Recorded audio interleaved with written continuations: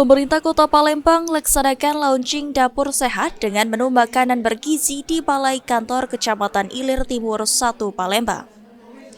PJ Wali Kota Palembang Uco Abdul Rauf Damenta mengatakan kegiatan ini merupakan tindak lanjut arahan Presiden Prabowo Subianto.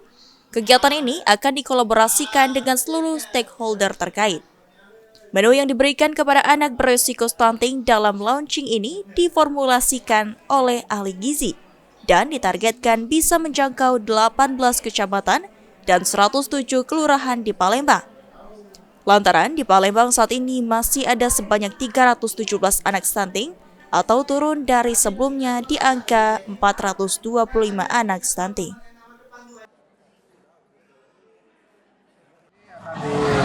Kolaborasikan ya dengan seluruh stakeholder terkait di sini, dan sini menunya juga sudah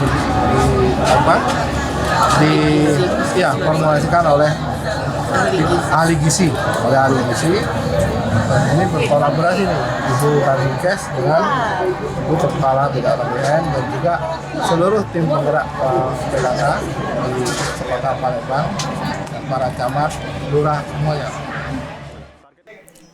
Sementara itu, Kepala Dinas Pengendalian Penduduk dan Keluarga Berencana Kota Palembang, Zanariah mengatakan, launching ini dilakukan dengan konsep edukasi kepada masyarakat untuk menekan angka resiko stunting.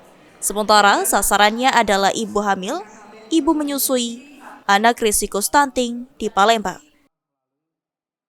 Konsepnya mengedukasi sasaran ibu-ibu hamil, menyusui, anak-anak yang berisiko, bukan yang stunting.